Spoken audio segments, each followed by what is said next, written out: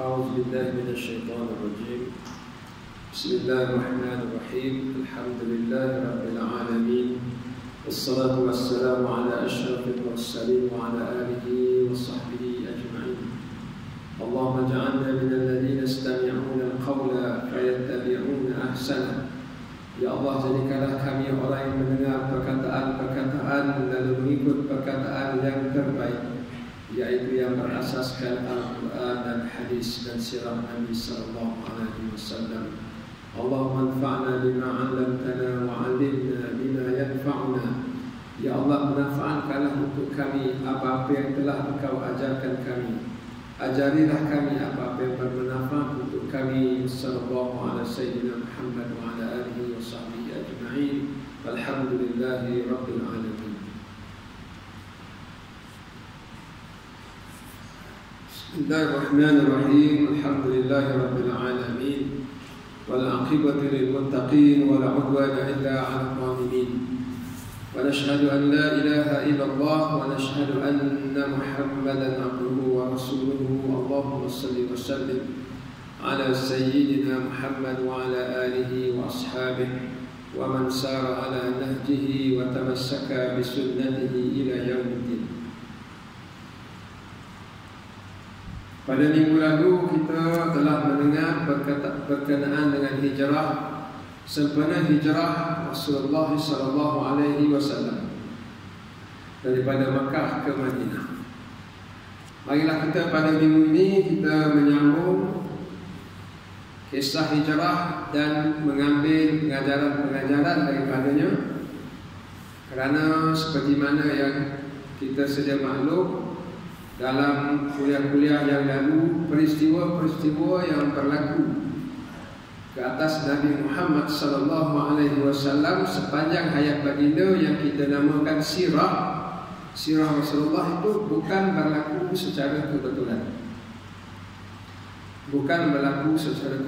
Wa ma tasqutu min waraqatin illa ya'lamuha.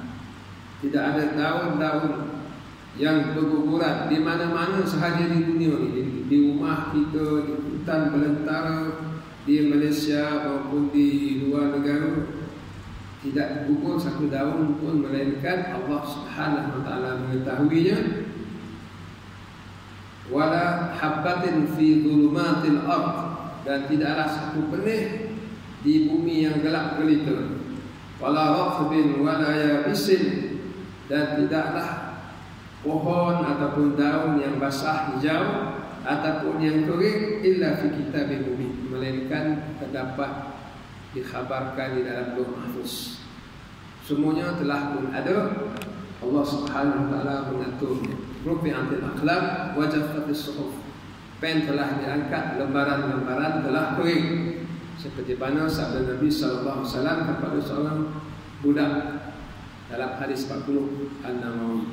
Ya ghulam, inni u'allimuka kalimat. Wahai anakku, aku ajar kepada kamu beberapa kalimat. Ihfazillah yahfazuk. Jagalah pantang larang Allah Ta'ala, Allah jaga betul. Ihfazillah tajidhu tujah. Jagalah Allah, nescaya kamu akan dapati Allah bersama kamu, berada di depan kamu, maknanya sentiasa menjaga kamu. Wa'lam anna ummata law istama'at ala an yanfa'uka bi syai'in la yanfa'uka illa bi syai'in qad katabahu Allah lak. Ketahuilah sekiranya seluruh umat di dunia ini berhimpun untuk memberi manfaat kepada kamu, mereka tidak akan dapat memberi manfaat kecuali yang telah Allah Ta'ala tentukan untuk kamu. Wa in istama'u ala an yadurruka bi syai'in la yadurruka illa bi syai'in qad katabahu Allah 'alaik. Sekiranya seluruh umat ini berhimpun untuk memudaratkan kamu, nescaya mereka tidak akan dapat memberi mudarat kepada kamu melainkan yang telah Allah Ta'ala tentukan. Rufi'atil aqlam wa jaffatis suhuf. Pen telah diangkat, lembaran telah kering. Semua di Lauh Mahfuz. Apa yang kita perlu takuti? Semua Allah Ta'ala telah tentukan. Cuma kita tak tahu, kita berusaha, dan usaha itu adalah wajib. Tetapi ketentuan semuanya daripada Allah Subhanahu wa taala. Kalaulah daun pun Allah Ta'ala tahu dia gugur. Apatah lagi sirah Nabi sallallahu alaihi wasallam. Semuanya diatur oleh Allah Subhanahu wa taala beserta dengan ayat-ayat Quran yang turun dalam setiap peristiwa-peristiwa sirah ini sebagai petunjuk, sebagai panduan kepada manusia untuk membawa risalah Islam. Risalah Islam ni mesti kita pikul, mesti kita bawa. Jadi ada orang tanya, macam mana kita nak bawa, macam mana kita nak mengalahkan Amerika, macam mana kita nak mengalahkan Rusia. Rusia dan Amerika dua-dua bergabung melanyak Syria pada hari ini, siang dan malam. Di tempat lain Rusia dia belasah banyak negara, di tempat lain Amerika belasah banyak negara, tapi di Syria ni dua-dua sekali membelasah umat Islam. Kalau kita nak kalahkan Amerika, dia besar. Jadi kita nak mengalahkan Rusia. Apa jalan dia? Jalan ini ditunjukkan oleh Rasulullah SAW. Kerana jalan yang ditunjukkan oleh Nabi ini telah berjaya menjatuhkan Rom dan Parsi. Rom dan Parsi telah jatuh. Walaupun berlaku di zaman Sayyidina Umar Al-Khattab, tetapi tentera Umar Al-Khattab kebanyakannya adalah para sahabat dan juga mereka-mereka yang membantu sahabatnya. Ada yang nampak Nabi, ada yang tak, ada yang apa ni, sahabat mereka yang nampak Nabi, dan ada yang tidak melihat Nabi walaupun sezaman dengan Nabi. Mereka ini adalah dibimbing oleh Rasulullah SAW, dan sebagian lagi mendapat bimbingan daripada mereka yang dibimbing oleh Rasulullah SAW. Maka jalan yang ditunjukkan oleh Nabi ini bukan secara kebetulan, tetapi semuanya diatur oleh Allah Subhanahu Wa Taala untuk umat Islam sepanjang zaman mengambil pedoman, mengambil panduan bagaimana nak membawa kembali risalah ini, khususnya di akhir zaman ini. Di mana akhir zaman ini kekuatan-kekuatan manusia berbagai-bagai, dan ramai umat Islam berputus asa ataupun hampir berputus asa, tak nampak jalan. Tapi sebenarnya jalan ditunjukkan oleh Rasulullah SAW, dan salah satu daripadanya adalah peristiwa hijrah yang masyhur ini. Pada minggu lepas kita sempat melihat peristiwa-peristiwa sebelum hijrah. InsyaAllah pada malam ini kita ulang sedikit supaya kita dapat gambaran, dan insyaAllah di akhir kuliah ini kita akan lihat peristiwa ketika hijrah dan selepas Nabi SAW, ataupun ketika Nabi SAW sampai di Madinah Al-Munawwarah. Dan dalam kuliah yang lalu, Nabi SAW telah pun membuat cobaan-cobaan berhijrah. Ada sahabat yang telah pun berhijrah ke Habasyah. Bilangan sahabat telah berhijrah ke Habasyah dan berada di sana lama. Dan mereka tidak kembali selagi mana Nabi ditindas di Mekah. Mereka hanya kembali ke pangkuan Nabi selepas Nabi berhijrah ke Madinah dan Islam telah berdaulat dan Nabi menjadi ketua negara. Mereka kembali pada tahun 7 hijrah. Lama. Bukan saja sebaik Nabi hijrah mereka kembali, tidak. Mereka kembali selepas perang Khandaq. Perang Khandaq berlaku pada 5 hijrah. Maknanya apabila Nabi SAW berhijrah, negara Islam belum stabil, walaupun telah tertegak. Dan tertegaknya negara Islam ini cirinya adalah hukum hakam Allah Subhanahu Wa Taala ditegakkan, ataupun hukum hakam, ataupun dalam bahasa Melayu undang-undang, ataupun dalam bahasa Arab syariah. Syariat Islam itu tertegak di Madinah. Walaupun Islam telah tertegak, syariat Islam telah tertegak di Madinah, sahabat-sahabat yang berhijrah ke Habasyah masih belum balik lagi. Sebab apa? Sebab keadaan masih belum stabil. Perang Badar masih lagi Madinah diserang, di-attack. Perang Uhud masih di-attack. Tak tahu boleh bertahan ataupun tidak negara Islam. Sebab tu sahabat-sahabat yang berada di Habasyah dia tak pulang. Sebab asal mereka berhijrah ke Habasyah supaya menjadi backup. Kalau umat Islam ini dihapuskan semuanya, mereka masih wujud dan insya-Allah mereka akan menyebarkan Islam. Macam tu. Jadi sebagai backup. Macam orang sekarang ni kalau komputer tu dia tak backup. Kalau rosak komputer tu habis semua data-data, ada backup dekat almari. Habis dah backup. Berbentuk CD ke memori ke apa ke backup. Jadi umat Islam di Habsyah ni backup kepada umat Islam di Mekah. Walaupun telah berhijrah ke Madinah dan Islam telah pun tegak dalam bentuk syariat dan negara, tetapi mereka belum balik lagi kerana masih belum stabil. Perang Badar berlaku, perang Uhud berlaku, perang Khandaq. Perang Khandaq ni kira macam paling runcing sekali sebab dikepung. Negara Islam Madinah dikepung oleh 10,000 tentera yang lengkap.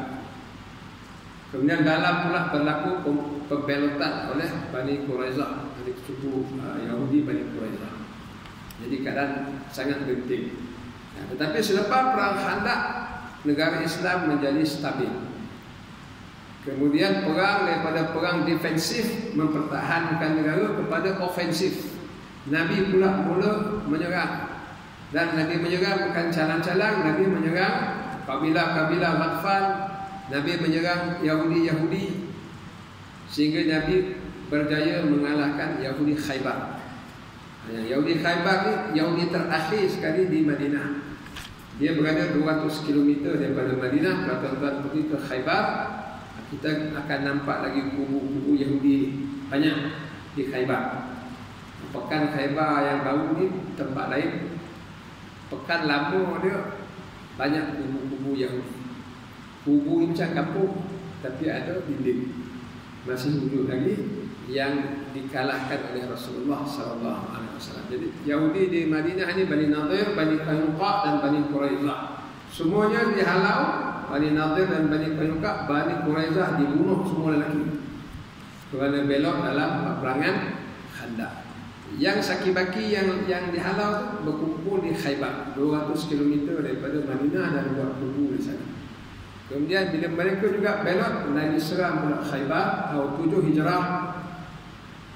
Habis orang-orang Yahudi di Semenanjung Arab, lari lagi ke utara.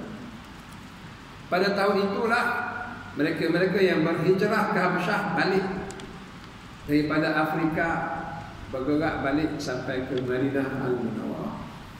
Jadi dua peristiwa besar dalam tahun 7 Hijrah. Pertama, Khaybar dibuka oleh Nabi, dikalahkan oleh Rasulullah SAW. Dan yang kedua, rombongan hijrah kembali ke pangkuan Rasulullah SAW yang dipimpin oleh Ja'far bin Abi Talib. Dan Nabi sangat sayang Ja'far, sebab Ja'far ni adalah macam saudara kandung. Sebab Nabi dibodoh oleh Abu Talib semasa kecil, dikawinkan oleh Abu Talib, kahwin dengan Khadijah. Ja'far bin Abu Talib ni adalah anak Abu Talib betul. Nabi ni anak angkat, besar sama, membesar sama. Jadi dia sangat sayang Ja'far. Jadi bila Ja'far balik tahun 7, dia sangat gembira.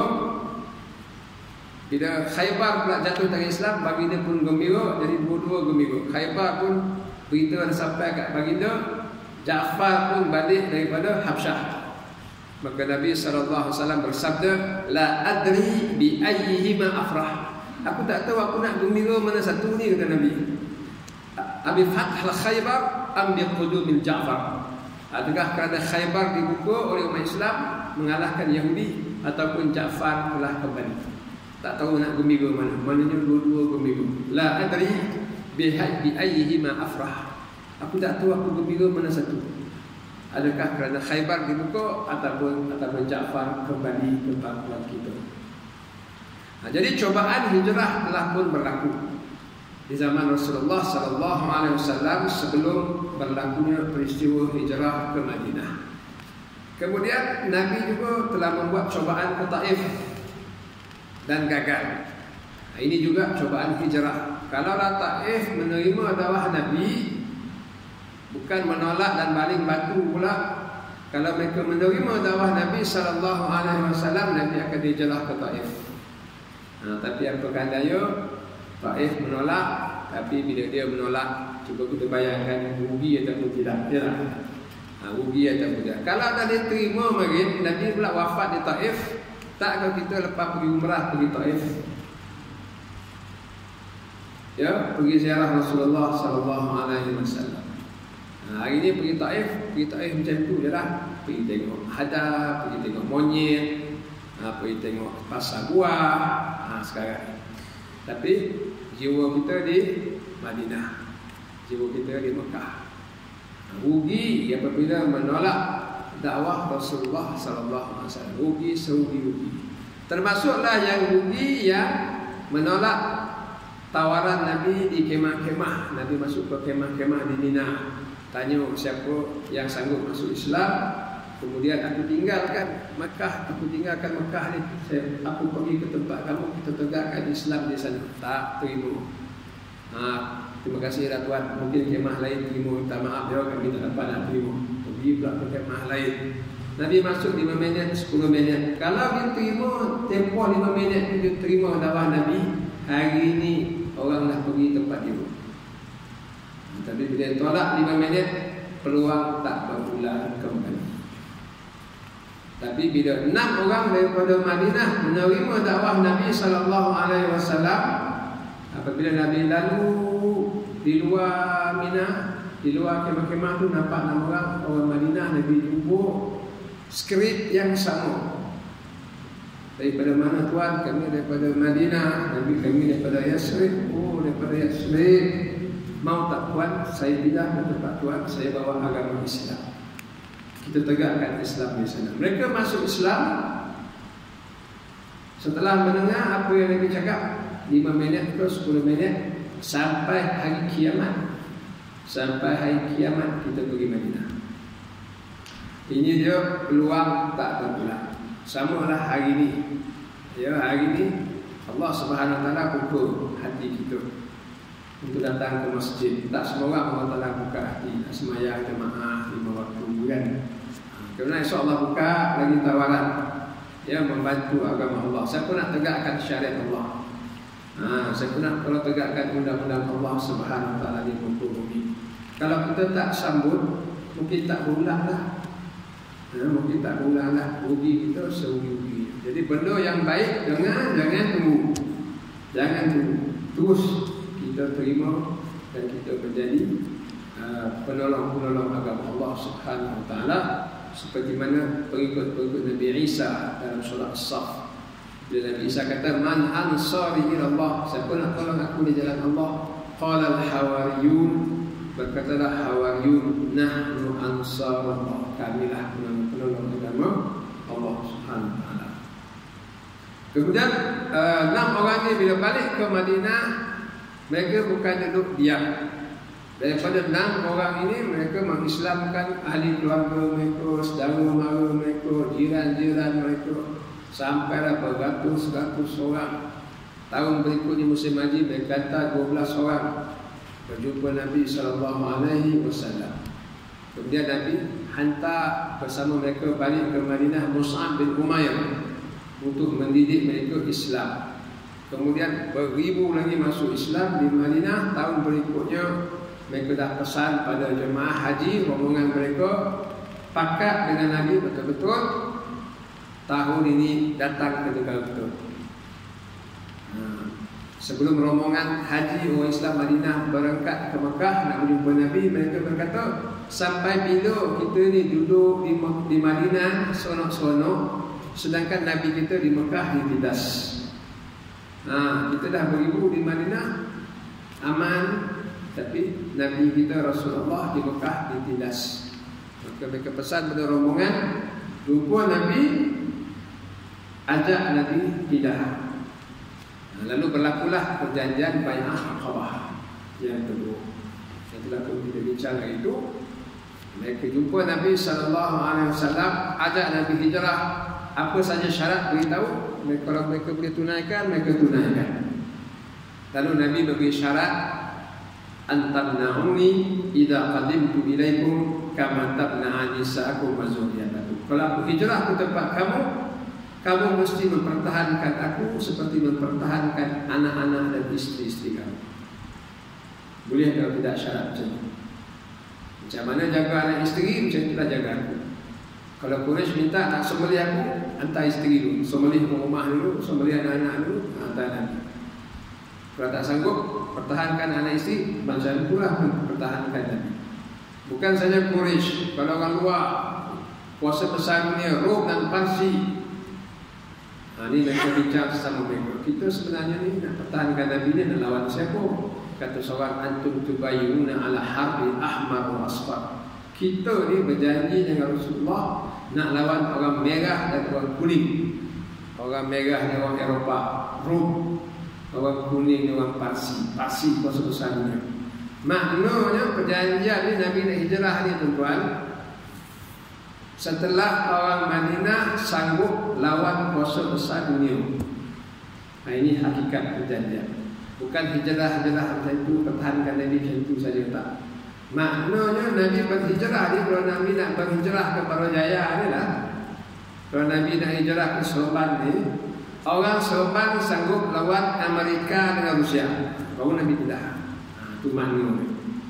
Sanggup ataupun tidak. Orang Sorban nak lawan Amerika, nak lawan Rusia. Kalau sanggup, Nabi hijrah. Tak sanggup, Nabi tak datang sini. Macam itulah menjadi maksud dia.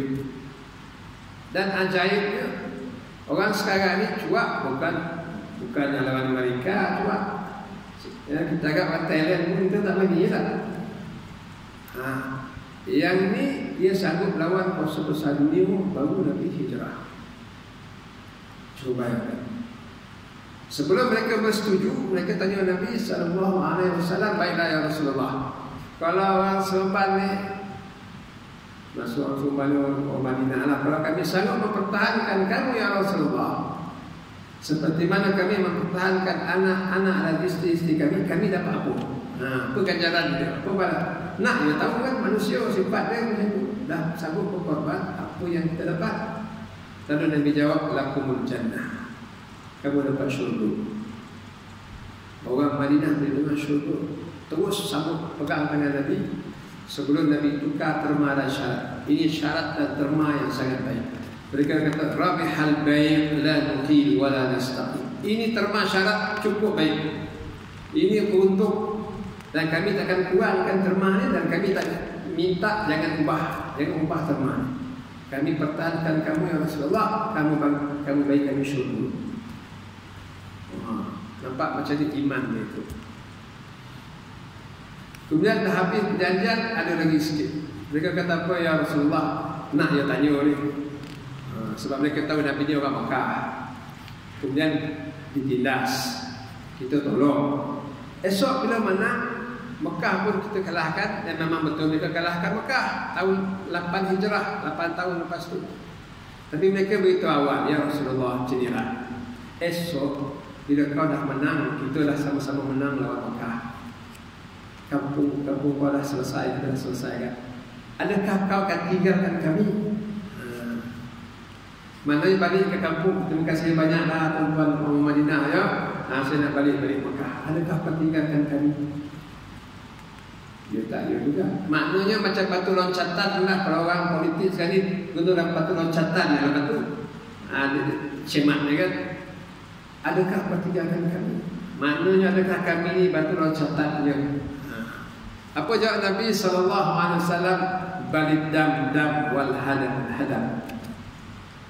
Darah kita sama-sama berdarah, binasu kita sama-sama binasu. Mana orang Madinah perempuan ni? Maknanya Nabi ni bukan buat perjanjian kabur untuk batu loncatan sahaja. Maknanya bersama-sama kita berdarah, bersama-sama kita binasu. Tapi mereka dapat syurga. Tak ada balasan-balasan dunia tadi. Tuan-tuan dan puan-puan, kita nak flashback. Ini kisah sebelum hijrah. Cuba kita tengok perjanjian ini. Lepas tu Nabi hijrah, Nabi hidup 10 tahun. Apa yang berlaku dalam 10 tahun daripada perjanjian? Dalam 10 tahun ini perang Badar, perang Uhud bersama-sama Muhajirin dan Ansar, perang Khandaq, perang Hunain, perang Bani Mustalaq, perang Mu'tah, perang Tabuk. Semua ni Nabi bersama dengan orang Madinah. Kemudian berlaku pada tahun 8 Hijrah, Nabi SAW mengalahkan Mekah. Peristiwa yang kita namakan pembukaan Mekah. Bila Mekah kalah, ramai yang tak masuk Islam ni sebab takut dengan pembesar-pembesar Mekah, bukan sebab tak percaya Nabi. Mereka kenal Nabi dan mereka pun panggil Muhammad bukan Muhammad, mereka panggil Al-Amin, orang yang amanah. Tak ada zaman sekarang ni orang yang sangat amanah sama panggil dia Al-Amin. Tapi di Makkah zaman tu ada, sebab seorang ni memang sangat amanah, panggil dia Al-Amin. Sampai tak pakai nama Muhammad, pakai nama Al-Amin. Mereka tahu, tapi mereka tak berani sebab pembesar-pembesar yang menekan mereka. Tapi bila pembesar semua kalah, ramai masuk Islam. Berbondong-bondong masuk Islam. Mekah tu dah jadi majoriti dia Islam. Kemudian berlaku perang Hunain. Nabi yang selama ni perang Badar 300 orang, perang Uhud 700 orang, perang Khandaq 3000 orang. Tiba perang Hunain sebab orang Mekah masuk sekali berperang, yang baru masuk Islam, tentera baginda 12,000 orang. Ramai. Bila ramai ni mereka rasa yang baru masuk Islam ni masih lemah iman. Allah yang beri kemenangan, bukan bilangan yang beri kemenangan. Banyak bilangan yang besar tapi kalah. Jadi mereka ni kata kita takkan kalah hari ni, bilangan ramai, perang. Tengok musuh serenggah daripada semua penjuru. Rupa mereka ni kena kepung. Mereka tak perasan. Dia lepas Hunain, cabut lagi semua. Dan perang Hunain ini kata musuh-musuh Bani Hawazin, kita mesti lawan dan mesti menang. Sebab apa? Kalau perang-perang dulu, kalau kita menang, Quraisy masih berkuasa. Kita lawan kabilah dulu, lawan kabilah ni, tapi Quraisy memang hebat. Dia di Mekah, memang dia lah ketua Arab. Tapi sekarang Quraisy dah kalah, Muhammad yang menang. Kalau kita lawan Muhammad, kita menang, kita ketua Arab. Kita lawan ketua Arab Muhammad sekarang ni. Sebab Mekah, Quraisy dah kalah. Maka mereka betul-betul pastikan perang Hunain ini mereka menang.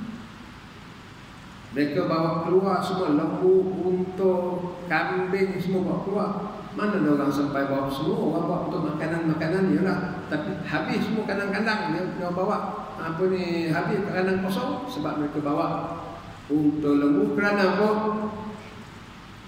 Kerana kalau mereka berperang dan mereka rasa-rasa lemah semangat, mereka toleh belakang tengok lembu unta. Kalaulah mereka lari, habislah lembu unta ni disapu oleh Muhammad. Mereka tak lagi, mereka perang lagi. Macam tu. Maknanya jangan cabut lagi. Kalau kau lagi, lembu-lembu kau semua ni kena ambil. Bawa semua lembu untuk macam tu punya semangat nak bagi menang lawan Muhammad. Sebab kalau menang kita jadi ketua Arab. Quraisy dah tak ada. Cukup tak tidak? Lembu tak cukup. Kau lagi enggak ni, lembu apa berkisah? Bawa keluar bini-bini semua.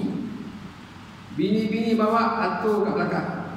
Makna kalau perang-perang, kalau rasa macam nak kalah nak cabut lagi, tinggal lembu tak apa lagi, tapi tinggal bini. Jangan terlawan. Bini-bini pun bawa semua atur kat belakang. Ini dia perang Hunain.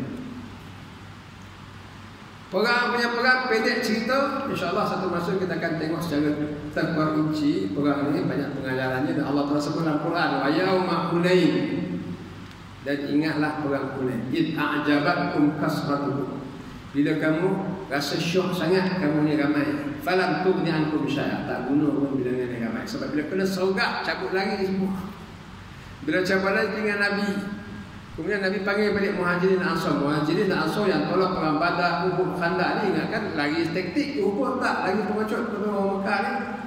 Mereka datang balik kepada Nabi dan menang. Bila menang, cabut lagi lah Bani Hawazin. Dia tinggalkan lembu, unta, kambing, dan mereka tinggalkan bini-bini sekali. Tinggal. Punyalah banyak dengan wanita-wanita lagi. Lalu baginda bahagi-bahagi kan. Bagikan antara pasangan, termasuk bagi-bagi hamba-hamba perempuan kan. Bila baginda bagikan, dah orang Mekah yang cabut lagi tu pun datanglah minta apa ni, minta harta rampasan. Abu Sufyan baru masuk Islam. Nabi nak bagi dia sebab dia ketua Mekah. Nabi nak bagi lagi rapat hati. Kita panggil mu'allafatil qulub, mu'allaf, orang yang nak dirapatkan hati. Nabi bagi 100 ekor unta. Abu Sufyan kita boleh tak bagi lagi sikit? Tak ada had, ambil lagi 100, 200, macam mana? Abu Sufyan kata, boleh tak bagi lagi 100 ni? Ambil kau, ambil lagi 100, 300. Abu Sufyan dapat unta. Kemudian pemersal lain pun dapat 100. Kemudian Nabi bagi pada orang Mekah ni, bagi ramai yang masuk Islam ni, bagi habislah unta, kuda, lembu semua habis. Orang Madinah tak dapat apa. Sedangkan bukan mereka saja yang memenang, bukan Allah yang memenangkan ya, bukan saja mereka yang bertarung. Setelah orang Mekah cabut lagi, mereka yang bertarung bersama dengan Nabi sampai menang. Tapi di akhir, pusingan akhir, pembahagian harta, seekor ayam pun tak dapat. Jadi orang Madinah pun berbuat sama dia. Tapi mereka dapat habis sahaya wanita. Mereka dapat bagi-bagi, mereka dapat. Jadi mereka buat-buat sama dia. Rasulullah bagi orang Jum, orang kampung dia je lah, sabar lah kan? Orang Mekah sampai ke telinga Nabi. Sampai ke telinga Nabi, ada rasa tak puas hati. Lalu Nabi panggil orang Madinah. Orang Madinah, betul ke aku dengar apa? Kata Nabi bagi-bagi tak berapa adil tu. Lalu orang Madinah, orang Ansar yang buat perjanji dengan Nabi dalam perjanjian Bai'ah Aqabah untuk hijrah 8 tahun yang lalu. Mereka kata, benar ya Rasulullah, kami tak dapat apa. Ya, tak dapat apa. Tu dia orang balik bawa unta, bawa ni apa semua, sampai ke rumah ya lah kan. Rumah dia tu, berapa ekor dapat? 5 ni, Abu Sufyan 300. Orang Madinah balik lengkap, tak dapat apa. Ya Rasulullah, kami tak dapat apa. Lalu Nabi kata macam ni, biasanya Nabi kata apa? Tidakkah dulu kamu kafir, sekarang kamu Islam? Mereka kata, benar ya Rasulullah. Tidakkah dulu kamu sering bergaduh Aus dan Khazraj, orang-orang sebelum aku sampai ke Madinah, kamu ni bergaduh. Sekarang kamu Islam, dulu kamu berkasih sayang sesama kamu. Dulu bergaduh, sekarang berkasih sayang. Mereka kata, benar Rasulullah. Ini semua nikmat-nikmat yang manusia lupa. Bila dah tengok kambing, lembu kan, habis lupa. Bergaduh sebab kambing. Lupa ukhuwah, itu hadiah lebih bernilai. Lupa iman bernilai. Apa Nabi kata? Yang ketiga, adakah kamu mahu orang-orang Mekah ni bila dia balik jumpa orang rumah dia masing-masing bawa lembu, unta, kambing, kamu orang Madinah balik bawa aku Rasulullah, aku balik ke Madinah, kamu balik bawa aku. Dia orang balik bawa lembu. Dia kata, dia tanya kita balik bawa Nabi lah. Lalu Nabi kata, demi Allah, lau salakan nas wadiyan wa salakal ansar wadiyan la salaktu wadal ansar. Demi Allah, kalau semua manusia berjalan di satu lembah, orang-orang Madinah jalan satu lembah yang lain, aku ikut lembah orang Madinah. Allahumma arham ansar, Allahumma arham ansar, Allahumma arham ansar. Ya Allah rahmatilah orang ansar, ya Allah rahmatilah orang ansar, ya Allah rahmatilah orang ansar. Menangis semua orang Madinah. Lupa sebab kan tengok kambing, lupa Nabi. Ya, tengok orang balik buat lembu, dia lupa balik buat Nabi. Menangis, mereka kata, radina bima qasama li Rasulullah. Kami setuju cara Nabi bagi-bagi, setuju. Tahu? Kau balik bawa kambing, bawa lembu, kami balik bawa Rasulullah. Lagi best daripada Nabi. Dapat harta tak orang Madinah? Tolong ayat pun tak dapat. Balik-balik masa perjanjian hijrah itu, ya Rasulullah, baiklah kalau kami pertahankan engkau seperti kami mempertahankan anak dan isteri kau, kami dapat apa? Nabi kata, kamu dapat syurga. Syurga. Mereka pun pegang tangan Nabi.